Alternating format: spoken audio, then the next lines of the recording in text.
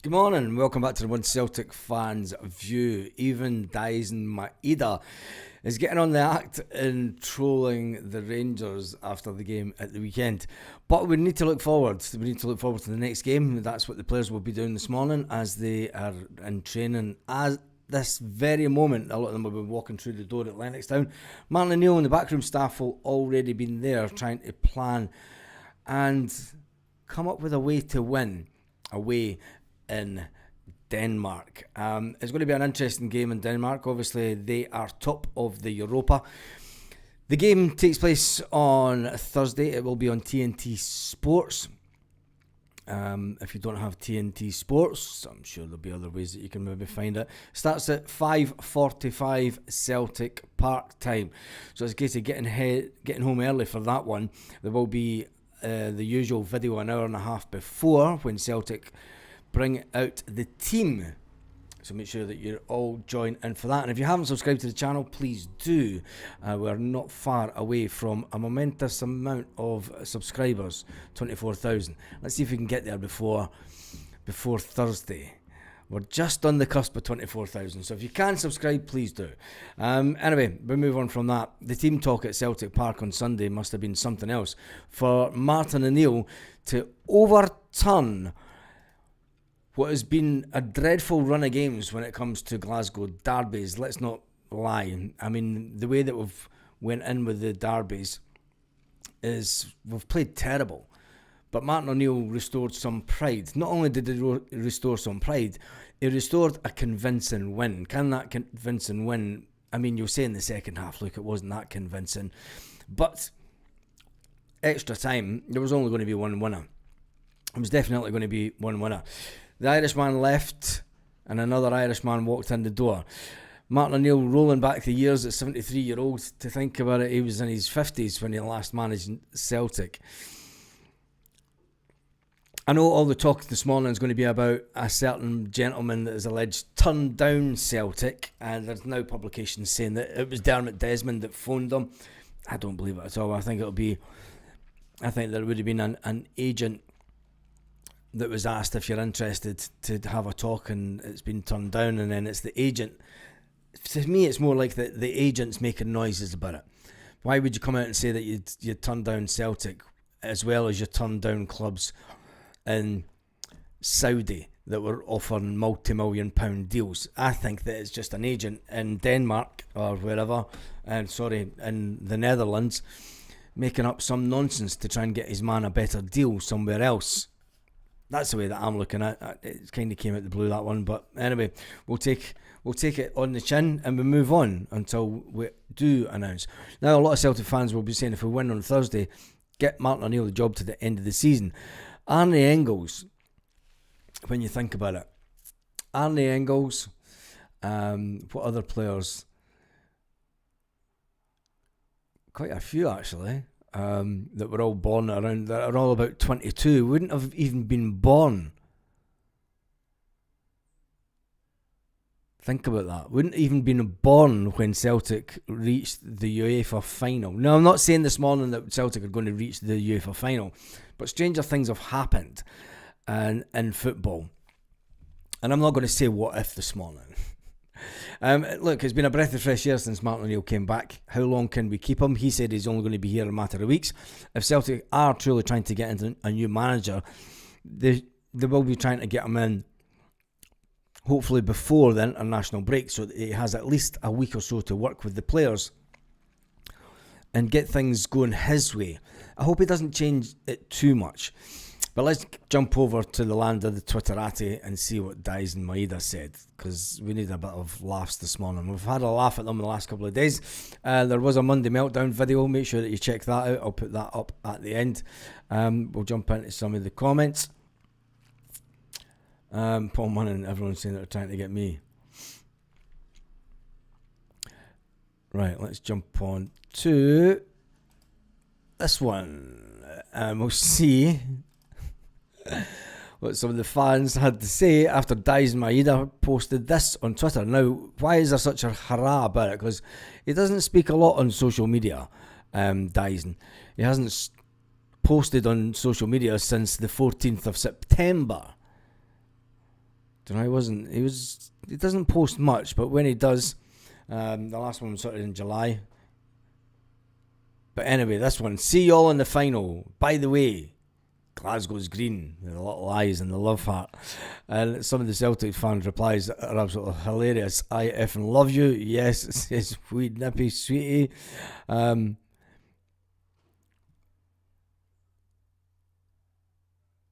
idea what that one's about. I don't know what this one's about. What is this? Fucking love you. It's a parody or something.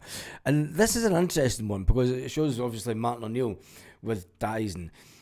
And Daizen with a smile on his face at training at Lennoxtown. And I think that's a cracker. When you see what Martin O'Neill's done to the players and the enthusiasm that he's brought back to the players, not only the players but I mean, the fans, it's unbelievable. The game changed when Tavernier saw James come on and you switching to the left. It did that, didn't it?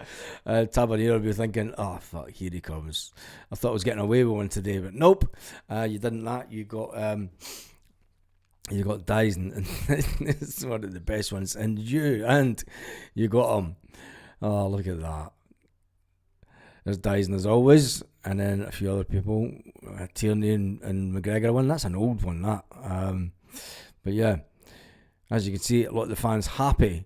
Now there will be a clamour of fans saying, look, try and get Daizen on a new contract. I think that he's made it clear to Celtic that he wanted to leave, and I think that will still be the case. I think that he will leave in, I mean, will he leave in the next one? Will he do? I mean, I hope he doesn't, but it's the Celtic way, isn't it? I mean, none of us expected Kyogo Furiashi to leave in the winter window. I mean, that came as a complete shock to everyone. Daizen has already said that he wants to leave Celtic. Will he stay until the end of the season, or will he be just like Kyogo Furiashi and go, no, I want away, so if the offer comes in this window, so be it, I'm gone. Maybe another Celtic manager may be able to convince him to stay to the end of the season, but you know the way that the Celtic work, they'll probably use the next window and selling of Daizen Maeda and maybe even Rio Hatate as a way to fund the next manager in the transfer market. It's the way that we work, it's the way we've always worked. So was Maeda injured, or did he give up due to what Brendan Rodgers kept saying? I want better players. This definitely plays a part. It does that, doesn't it? It makes. I did say that. I mean, people were calling me out for saying that I think that Daizen was maybe like just the old back injury one. There was one that got me. I mean, it was first said that he had a foot injury and then a thigh strain. Didn't get sent for a scan, and then he had a backache. Come on. Of course players can, if they're not happy with the manager, of course they can. And people might say, yeah, maybe the players kind of forced the manager's hand and forced him out. Maybe that was part and parcel of it. You don't know. We don't know exactly what went on Mayhem Monday, just a week past yesterday. We're not sure. There could have been stuff said in training on the Monday morning. I don't know. None of us know. We're not in the clear. All we know is the statement that Dermot Desmond put out. I don't think that Brendan Rodgers, I don't think that he'll ever make a statement about why he left Celtic. He'll get asked about it in a few months' time when he rears his face and gets back into football. But I don't think that he'll come out publicly and drag Celtic through the mud. It's not Brendan's style. He knows that, he got a lot of shit from when he left before, and I don't think that he's the type of person that would drag Celtic through the mud. Anyway, that's a Lemmy Sketch. He's a comedian from the West End, Jacqueline McCaffrey. But there you go. I know who he is. I've never seen the sketch before. Thank goodness. Martin would be talking in Japanese to Maeda. Well, I very much doubt it, but it just shows you how much English he can speak. Maybe he refused to speak to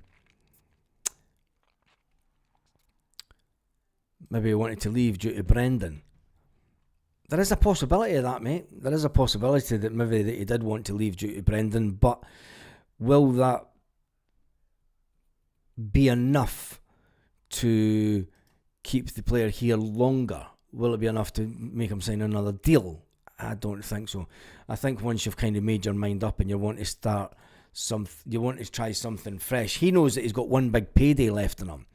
He knows that he could be getting paid more down the night, 2 or 3 times more. And Celtic and they're at a position now where they cannot allow him to go to the summer transfer window, because then he's only got a year left on his contract. And heaven forbid that we allow him to just see out his contract and then leave for nothing, because that would be devastating for Celtic. I mean, you want to... It wouldn't. Would it be the right thing to do? I mean, he's given us great service, and maybe just see him run out his contract and he maybe goes back to Japan. You don't know. But he will see that he's got one big shot at playing at a big league. You know, it's fine playing in the Europa, but unless... I think if Celtic were guaranteed Champions League football, which they aren't, we're going to have to qualify again. I think that, you know, Daizen says any football player would. Let's get a grasp on reality. 4 years in Scotland and you're maybe thinking, like, the standard of football is not the greatest. We're winning things. Yes, we've been in the Champions League. I can't get any higher than that in Scotland. You know, we could win another treble. Yeah, that's fine. But the standard that I'm playing and I want to push myself to see how good I can be on a week-to-week basis. He's got one last shot at that. And that's why I think that he'll be sold in the next window. But it's whether we get... I mean, we're only going to get around about 10 million for him now. With a year and a half left on his contract. You'll be lucky if you get 15 million. For all the 25 and 30 million that we spoke about last summer, you would have had to sell him last summer to get that money for him. A year and a half, not a chance. Be lucky to get 10 to 15 for him. We're starting to take chances and create signs that look good. Do you think that Maeda will finish the season at Parkhead? No. I think that he'll be sold. We've got 10 million for Kyogo Furiashi. And I think that we were lucky to get that because he was then sold on from Rennes for about 6 million or something. They took a massive loss on him. My wee mother-in-law is making a great recovery after being given her last rites at the weekend. Well, there you go. Maybe we can give Maeda a better contract that will be justified if he can return to form. Well, James, I done a video about that last week, about the wage bill at Celtic. The wage bill at Celtic's sitting at 78 million. Celtic haven't got much wiggle room. If we start giving Daizen Maeda a bigger contract and bigger wages, you know, it sets a precedent, and we don't have much wiggle room. It then means a smaller squad, and that's the reality of the situation. Celtic as a football club cannot maintain the wage bill that we have. I mean, do I still have that picture? I've not got it on the live. Having a wage bill of 78 million is not sustainable for Celtic if we're not in Champions League football, unfortunately. We would have to... I mean, another manager's going to want to come in and he's going to want to bring in a certain level of player. That's going to need to be funded. And that's the reality of the situation that Celtic find themselves in. I mean, it's okay changing the board and all the rest of it, but the financial parameters that we work in will still be there. You know, what we spend on wages compared to turnover is phenomenal. It's phenomenal. And people will say, yeah, but for UEFA we're still not. But for the financing of the club, for the day-to-day running of the business, 78 million... The board will be sitting, any board, not just the current board, anyone that comes in. If Susan Whelan comes into Celtic in the next couple of weeks, she'll look at the highest cost that we have as a club is the wage bill. It's also the easiest one to reduce. You sell off an asset and then you bring in someone cheaper. It's not going to change. You know, the way that the club is run, unfortunately, can't change. The league that we're in, the money that they'll get, the TV deal, absolutely ridiculous. When you look at the club, and I'll wait till I get this picture. I've still got this one. I'm going to show you a picture from VAR from last night. And during the game, During the game last night, the Michelin game, it was going to penalty. There was a penalty decision. I'll just get this on full screen so you could see it. This was the VAR room on the TV last night. The TV cameras went to the VAR room, to the camera that's in VAR, and it showed you what's going on. And this is Denmark. You're not telling me that Denmark's got better TV deals and, more money than what Scottish football has. Well, it obviously has when you look at the VAR room. I mean, our VAR has to have something similar. But why, and especially with the meltdown and the South Koreans having a complete meltdown last night and this morning due to the fact that they're not happy, Statement FC. This was in the 93rd minute of the game. And there was a penalty. And it went to VAR, and it showed you the VAR team. In Scotland, they could really do with something like that. But it's all about financing, and it is all about financing. And that's the reason that I think that Daizen will be sold in the next window. Because if we need to finance more players, if we need to balance the books, and I know that fans will hate the reality of that situation. It's why didn't we spend more money? Well, it's okay spending we could have spent another 20 million, but then when you look at the squad, when you look at the age of the squad, there's a lot of years in that. When you look at bringing in a couple of experienced players that want more money, you're then pushing that 78 million up to the 80, 85 million.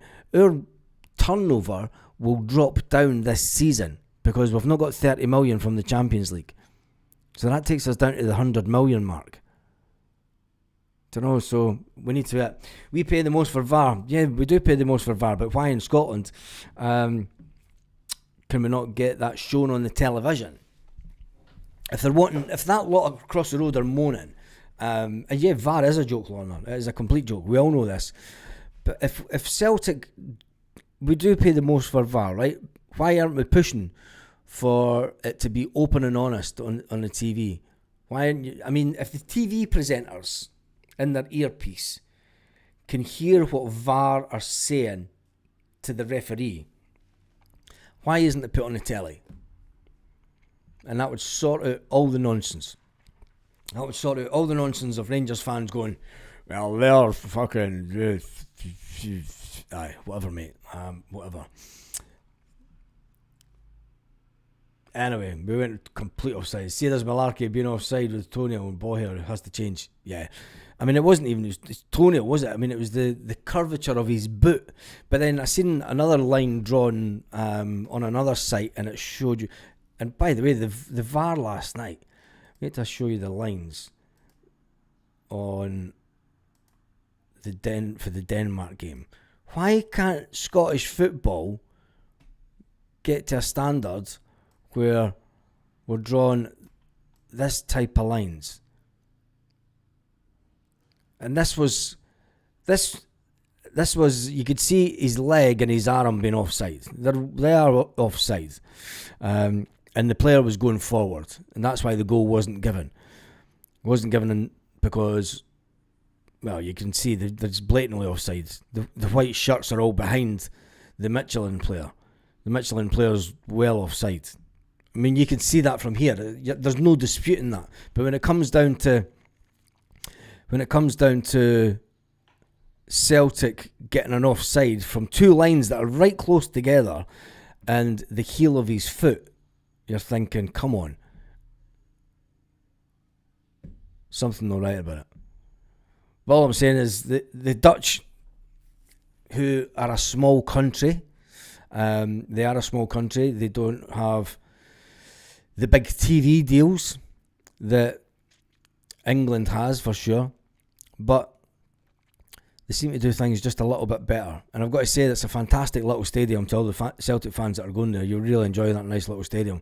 It's quite typical of the stadiums in that part of the world. Anyway, we move on from that, and we'll see what people are saying in the comments section this morning. And they use a Game Boy screen for VAR. Yeah, this is true.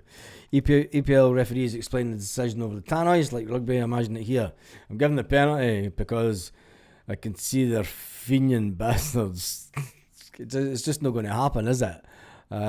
46 shot a goal in those two games. Celtic pay around 195,000 for VAR, which is the highest contribution amongst the Scottish Premier clubs. And why do we have to pay so much? Because we're champions. But then again, that's why this is the reason why that I've not even read their statement, by the way. I should maybe go and read their statement. This is why that they are unhappy ultimately with Celtic being allegedly given so many VAR decisions. So you can kick people in the chest as well as the head and it not be a red. Pure raging Huns. The meltdown's been fantastic. You think of the actually there's a good picture. Statement, club statement. How many hours ago? Club statement. And they've got an artistic picture. They've got an artistic picture of Ibrox. Somebody's went over and there's all the leaves on the ground, and if somebody's went down and put their camera right next to the leaves and showing you the brown leaves, meant to be the dismantled brown rogues. Fucking surprised they don't got poppies on the fucking ground. And then Ibrox in the background. And then we'll go into that in a minute. I'm going to read their statement. Club statement. The handling of the key decisions during the Sunday's semi-final has again raised legitimate concerns about the consistency of refereeing in Scottish football. The club representatives met with the Scottish FA this evening. How can they get a meeting? It must have been get a lodge meeting called, because there's no way would Celtic get a meeting with the SFA the very next day after a game. Now, if you want to talk about corruptness, that's corruptness right there. The fact that they get a meeting about 24 hours after a game with the SFA. Celtic never managed to do that, but they do. Following the meeting, we remain unsatisfied with the explanation of the referee's decision, the application of the laws of the game, and VAR itself review. We do not believe they were significantly robust or thorough. We recognise that the decisions of the refereeing can impact both sides of the game. The staunchness that comes out of the statement is unbelievable. No surrender! Ha ha! Fuck off, you imbeciles. Let's jump over to the Twitter. These morons. And just have a quick look at this. Raging, isn't they? Alright, yep. Here's to comment on this key incident. Yep, the key incident that could have broke the lad's ankle. An incident that has not been. There's been a statement. Nobody gives a fuck. Fucking joke the amount of shit you got away with. Penalties, players should have been sent off. Bent lines, dry your eyes, take a defeat like the dead club you are. Quality. And as you can see, winners find solutions, losers find excuses. This is very true. And this is the best one. No thanks, I'm a Rangers supporter. Oh, Jesus. Aye. Remember this one? The John Beaton Crown Loyal Bells Hill Bar. John Beaton was pictured in the Crown Bar in Bells Hill after a Celtic Rangers game that he officiated, and he gave decisions to Rangers, and he didn't give them to Celtic, and Rangers won the game. But they don't talk about that, do they? Just got to leave this here. Rangers star Kemar Roof kicks the Prague keeper, Slavia Prague keeper. Square in the puss, as they say. Square in the puss. The new owners, same crayons. We are the people, but... that's no right. My eyes. That's enough of that nonsense. Oh, Martin O'Neill, that's just, whoever come up with that is just wrong. That is just, that shouldn't just be build a bonfire. Yep, the Tribute acting accusing Celtic of intimidating officials. It was only 3 weeks ago they intimidated their own manager, requiring a police escort. That's very true, isn't it? Anyway, they're not happy unless they're moaning about something. Yeah, this is true. But anyway, we turn our thoughts this evening to the Michelin game. Celtic fans will be heading out tomorrow. I know quite a few that are heading over, and they're looking forward to that in the cold. No thanks. And we'll look forward to the potential team that Martin O'Neill will play. What formation will Martin O'Neill play? Because they play a really interesting formation at home. They did draw a game last night, which means that they aren't top of the table. The same as Celtic, they're sitting in second position, but they've scored quite a lot of goals. They are sitting top of the Europa. It would be a monumental game and a turnaround for Celtic FC if they were to knock the team that are sitting at the top of the Europa, if they were to take any points off them at all. Can we do it? Yes, we can. Let's talk about that tonight. And on that note, have an absolutely fantastic day, Celtic fans, wherever you are, all around the world.